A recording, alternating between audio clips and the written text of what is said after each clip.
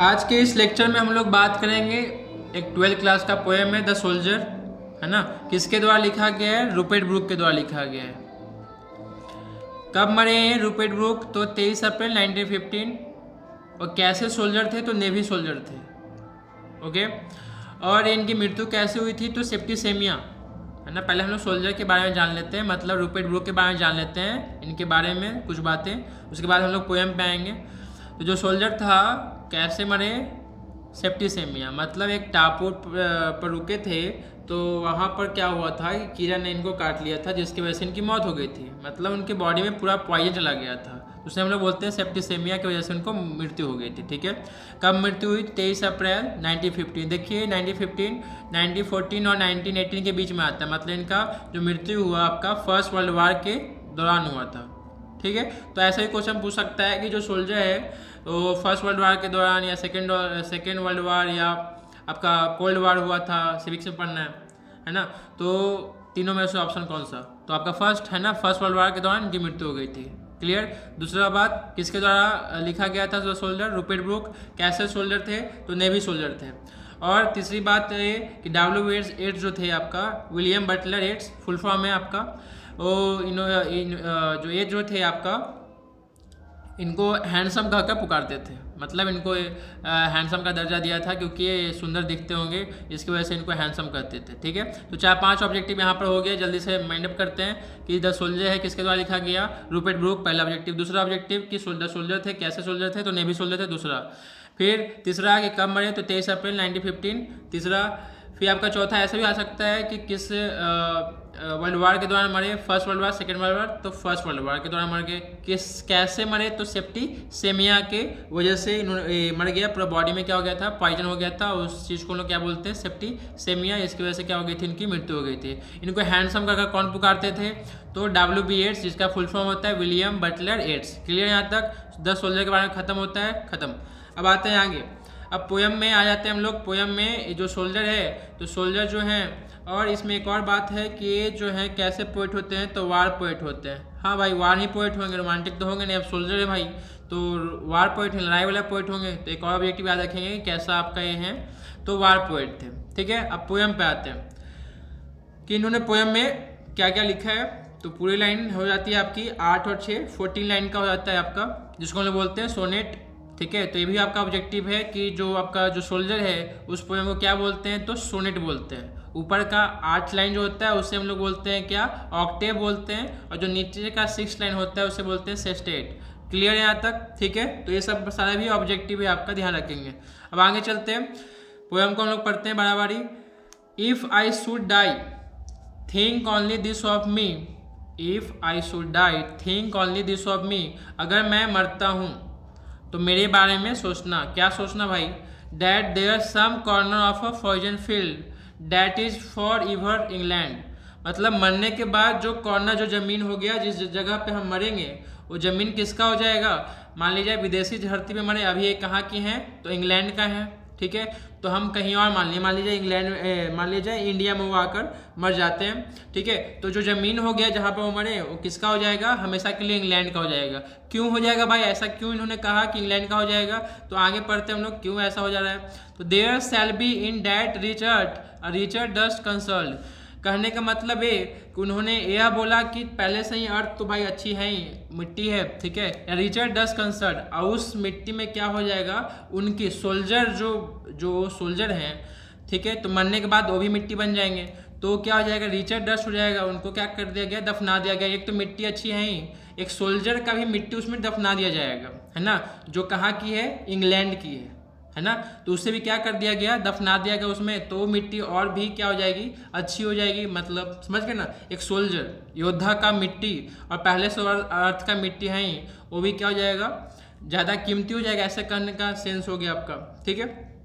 आगे आते हैं। ए डस्ट हुम इंग्लैंड बोर्ड, जो मिट्टी है, जो सोल्जर का, ऐसे में हम लोग जानते हैं कि जो सोल्जर है वो क्या हो गया है? मिट्टी से बना हुआ है। और जो मिट्टी है वो कहाँ का है? इंग्लैंड का है। जो इंग्लैंड जो जन्म दिया है, सेव किया है, मतलब सोल्जर को क्या किया है? सेव किया है। मेड अवेयर, उसे क्या बनाया गया? अवेयर बनाया गया है। Gave once her flower to love, और सोल्जर को क्या दिया गया है, प्यार दिया गया है। हर वे टू रूम, मतलब उसे चलना सिखाया है।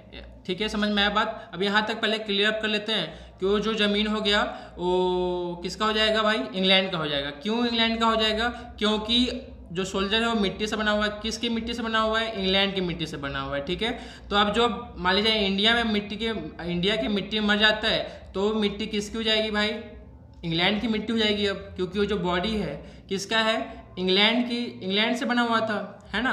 तो वो भी मिट्टी किसकी हो जाएगी, उसमें आ जाएगा किसकी मातृभूमि आ जाएगी, इंग्लैंड की आ जाएगी। ये कहने का सेंस है किनका, तो आपका रूपर्ट ब्रूक का। तो जमीन किसका हो जाएगा, इंग्लैंड का हो जाएगा। ऐसा उन्होंने क्यों कहा, क्योंकि इंग्लैंड वालों ने ही क्या किया, उसको शेप दिया है, मेड अवे, उसे अच्छा बनाया है ना, उसे प्यार दिया है। हर फ्लावर्स टू लव, उन्हें वो प्यार करना सिखाया है। हर वे टू रूम, उसे चलना सिखाया है। ठीक है, तो इसकी वजह से क्या होता है, उनको जो ज़मीन हो जाएगा किसका हो जाएगा, जहाँ पर वो मरेंगे वो ज़मीन हो जाएगा किसका, तो इंग्लैंड का हो जाएगा। क्लियर है बात यहाँ तक, ठीक।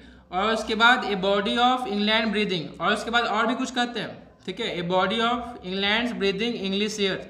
ठीक है, मतलब कि वो जो बॉडी था जो इंग्लैंड के द्वारा दिया गया था, है ना, जो रूपर्ट ब्रूक थे वो किसके द्वारा दिया गया था, इंग्लैंड के द्वारा दिया गया था। ठीक है, क्लियर। तो वो जो है इंग्लैंड ब्रीदिंग इंग्लैंड एयर, मतलब इंग्लैंड का ही सांसें लेती थी, इंग्लैंड का ही हवा क्या करती थी, ब्रीथ करती थी, है ना। ठीक, तो वाश बाय रिवर, और इंग्लैंड का ही जो रिवर था उससे वाश करते थे, नहाते थे, ऐसा सेंस है। और ब्लेस्ड बाय सन, और जो वहाँ का जो किरणें आती थी, इंग्लैंड पर जो आती थी किरणें सन के द्वारा, वो भी क्या किए, उसके ब्लेस किए। ब्लेस मतलब आशीर्वाद दिए। किसको आशीर्वाद दिए भाई, तो रूपर्ट ब्रूक को आशीर्वाद दिए। मतलब कि ये जो लड़का है रूपर्ट ब्रूक, वो पूरा इंग्लैंड से बना हुआ है। इंग्लैंड से बना हुआ करने का मतलब कि इंग्लैंड के द्वारा आपका क्या दिया गया, प्यार दिया गया उसे, और क्या दिया गया, उसे चलना सिखाया। और इंग्लैंड, और क्या हुआ, वहाँ के जो हवाएं हैं उसे ही क्या किया है, ब्रीथ किया है। ठीक है, वहाँ के रिवर में नहाया है भाई, और उस सन के द्वारा क्या कर दिया गया है, उसे ब्लेस किया गया है। ठीक है, मतलब आशीर्वाद दिया गया है, ऐसा कह सकते हैं। ठीक है, इसलिए वो जो ज़मीन है वो किसका हो जाएगा, वो ज़मीन हो जाएगा किसका, इंग्लैंड का। ठीक है, ऐसे भी सेंस में समझ सकते हैं कि वो हम लोग जैसे बोलते हैं कि हम किससे बने हैं, मिट्टी से बने हैं और मिट्टी में ही मिल जाएंगे, ऐसा कहते हो आप लोग। तो भाई अब हम लोग मान लीजिए हम अब मरे इंग्लैंड में, तो अब हम मिट्टी किसके हैं, इंडिया के हैं, तो मरे जाकर इंग्लैंड में, तो मेरी मिट्टी किस में मिल गई, इंग्लैंड में। तो पहले से तो इंग्लैंड की मिट्टी अच्छी थी और हमारी भी मिट्टी उसमें मिल गई, तो अब पूरा जो मिट्टी हो गया वो क्या हो गया, बहुत ज़्यादा कॉस्टली हो गया। ऐसे करने का सेंस है किनका, रूपर्ट ब्रूक का। तो मिट्टी किसकी हो जाएगी, रूपर्ट हमारी हो जाएगी, इंडिया वाला को हो जाएगी। तो यहाँ पर आपका रूपर्ट ब्रूक अगर मरे अगर इंडिया में, तो किसकी हो जाएगी भाई, उनका हो जाएगा, मतलब रूपर्ट ब्रूक का हो जाएगा। क्लियर है यहाँ तक, ठीक है। अब यहाँ पर पहले क्वेश्चन क्या क्या बनता है, ऑब्जेक्टिव वो देख लेते हैं। पहला ऑब्जेक्टिव क्या बना आपका, पहला ऑब्जेक्टिव बना आपका कि कैसे सोल्जर थे, तो नेवी सोल्जर थे पहला। दूसरा, कैसे पोएट थे, तो वार पोएट थे। ऑप्शन आया कैसे, वार पोएट थे, रोमांटिक पोएट थे, या फिर ड्रामेस वाला पोएट थे। ठीक है, तो क्या थे आपका, वार पोएट थे। दूसरा ऑब्जेक्टिव किसके द्वारा लिखा गया है सोल्जर, तो रूपर्ट ब्रूक के द्वारा लिखा गया है। ठीक है, कब मरे, तो फर्स्ट वर्ल्ड वार के दौरान। डेट क्या है, 23 अप्रैल 1915। कैसे मरे, तो एक कीड़े काटने में से मर गए, तो क्या कहलाता है, सेप्टिसेमिया कहलाता है। 5-6 ऑब्जेक्टिव हो गए यहाँ पर। हैंडसम इनको कौन कहता था, तो WB येट्स, जिसका फुल फॉर्म है विलियम बटलर येट्स। क्लियर है यहाँ तक। और भी ऑब्जेक्टिव है, पोएम्स ऑब्जेक्टिव क्या आया कि मरने के बाद जो है ये जमीन किसकी हो जाएगी, तो ये जमीन हो जाएगी आपका इंग्लैंड का हो जाएगा। ठीक है, यहाँ तक क्लियर है, ठीक। और भाई यहाँ पर क्वेश्चन ये होता है कि इंग्लैंड का ज़मीन इन्होंने क्यों बोला कि वो इंग्लैंड का ज़मीन हो जाएगा, क्योंकि वो जो बॉडी है रूपर्ट ब्रूक का, जो बॉडी है वो बॉडी किससे बना है, इंग्लैंड के मिट्टी से ही बना है। ठीक है, तो अब वो मिट्टी आकर इंडिया में मिलेगी, तो मिट्टी अब किसकी कहलाई जाएगी भाई, क्योंकि वो बेचारा सोल्जर है, देश के प्रति वो जान देने वाला है, तो देश के प्रति प्यार भाव दिख रहा है उसका, तो मिट्टी किसकी हो जाएगी, अब किसकी हो जाएगी, इंग्लैंड का हो जाएगा। समझ के बात, क्योंकि वो जो है इंग्लैंड का ही ब्रीथ कर दिया है, मतलब इंग्लैंड का ही हवा सांस लिया है, इंग्लिश एयर, है ना। और उनको, और जो है रूपर्ट ब्रूक को चलना सिखाया गया है, प्यार करना सिखाया गया है। कौन शेप दिया, उसकी बॉडी पूरी हुई, कहाँ ग्रोथ हुई, इंग्लैंड में हुई। ठीक है, मेड अवे, उसे साहस बनाया गया। ठीक है, तो ये सब कहाँ हुआ आपका, इंग्लैंड में हुआ। ठीक है, इसलिए वो जो ज़मीन हो जाएगी किसकी हो जाएगी भाई, इंग्लैंड का हो जाएगा। ठीक है, क्लियर यहाँ तक। आगे चलते हैं। अब ये हो गया फर्स्ट स्टेंजा। तो फर्स्ट स्टेंजा जो पढ़े हम लोग यहाँ से यहाँ तक, ठीक है, तो ये इसको हम लोग क्या बोलते हैं, ऑक्टेव बोलते हैं। क्या बोलते हैं भाई, ऑक्टेव बोलते हैं। क्लियर यहाँ तक, ऑक्टेव। और पूरे जो 14 लाइन है उसको क्या बोलते हैं हम लोग, 14 लाइन को हम लोग बोलते हैं सोनेट। याद रखेंगे ऑब्जेक्टिव में, सोनेट बोलते हैं 14 लाइन। सोल्जर का जो पोएम है उसको क्या कहलाता है, सोनेट। और ऊपर का जो 8 लाइन है उसे क्या बोलेंगे हम लोग, ऑक्टेव। क्लियर यहाँ तक, ठीक है। आगे चलते हैं। आगे हम लोग पढ़ेंगे एंड थिंक, और सोचना, this heart all evil shed away. मतलब अब बेचारा तो भाई क्या हो गया है, उनकी मृत्यु हो गई है। तो अब ये क्या बोलना चाहते हैं, एक स्टेंजा खत्म हो गया, दूसरे स्टेंजा में अपना भाव कुछ और जिक्र कर रहे हैं कि मरने के बाद जो है ऑल इविल सेड अवे, जो बुराइयां हैं हमारे अंदर वो क्या हो जाएंगी, दूर चले जाएंगी, खत्म हो जाएगी। ठीक है, कि मरने के बाद क्या हम बुरा करेंगे, क्या अच्छा करेंगे, है ना। इसलिए उन्होंने क्या बताया कि मरने के बाद जो भी मेरे दिल में अंदर बुराइयां होंगी वो सब क्या हो जाएंगी, खत्म हो जाएगा, अगर तुम लोग जो भी ये बुरा हम किए होंगे या फिर कुछ। ठीक है, क्लियर है। अब आते हैं आगे, ए पल्स इन इंटरनल माइंड। लेकिन मेरा मन है, मन तो नहीं मरेगा। समझ में आया बात, मैं तो मर गया और मेरी बुराई में खत्म हो जाएगी, ठीक है, लेकिन मेरा मन नहीं मरा। मतलब यहाँ पर कुछ और कहने की कोशिश कर रहे हैं जो आपका 3 लाइन में आ गया है 4 लाइन में। तो पहले उसको मैं पढ़ लेता हूँ। Give somewhere back the thoughts by England given her sight and sound dream happy as her day and laughter learn of friends and gentleman's.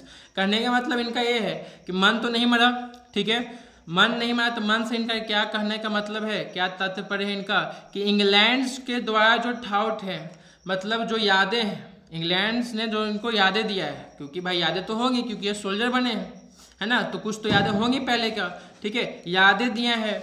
और क्या, यादें को क्या करेगा, वो मन में रखेगा। मतलब जो भी यादें हैं, क्या क्या यादें दिए हैं भाई, कौन कौन यादें दिए हैं इनको, तो जो वहाँ पर साइट्स है, साइट्स बोले तो नज़ारा है, इंग्लैंड के अंदर नज़ारा होगा, वहाँ की आवाज़ें होंगी जनताओं की, और dreams happy as her day, उसे क्या करेगा, उनको जो रूपर्ट ब्रूक है उसे याद कर क्या होंगे, वो खुश होंगे, ठीक है, वहाँ के जनताओं को लेकर। फिर जो इंग्लैंड ने उनको क्या दिया है, यादें दिए हैं, ठीक है, तो सब बातें याद कर क्या होंगे, रूपर्ट ब्रूक खुश होंगे, ठीक है। और क्या, and laughter learn of friends, है ना, एंड लाफ्टर, और वो खुश होंगे, लाफ्टर लर्न ऑफ फ्रेंड्स, मतलब ये जो दोस्त के द्वारा सिखाया गया होता है ना, यहाँ पर दोस्त के द्वारा तो कुछ अच्छे चीज़ सिखाए नहीं जाते हैं, वहाँ पर भाई कुछ अच्छे चीज़ सिखाए होंगे, ठीक है।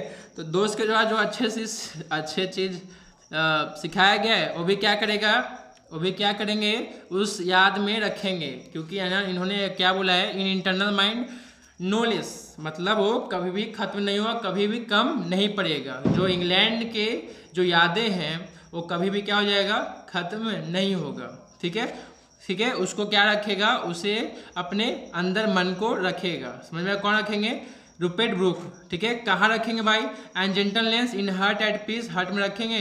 अंडर एंड इंग्लैंड हेवन, ये भी ऑब्जेक्टिव है।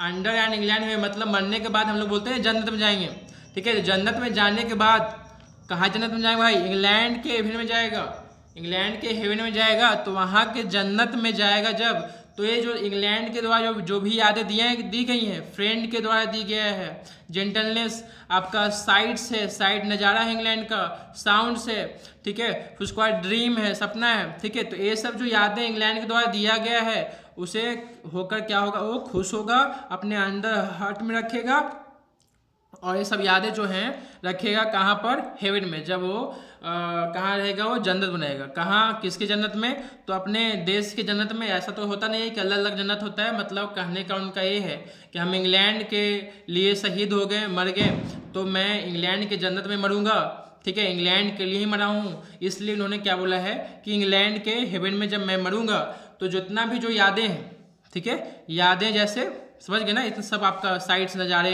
जो दोस्त ने इनको सिखाया जो भी है, और इंग्लैंड के द्वारा जो भी इनको दिया गया यादें, वो सबको अपने मन में रखेगा और रखेंगे, और इंग्लैंड के हेवन में जाएंगे। क्लियर है यहाँ तक, खत्म, ठीक, क्लियर है ना, ठीक। अब आते हैं ऑब्जेक्टिव पे, एक बार जल्दी से माइंड अप कर लेते हैं 2 मिनट में।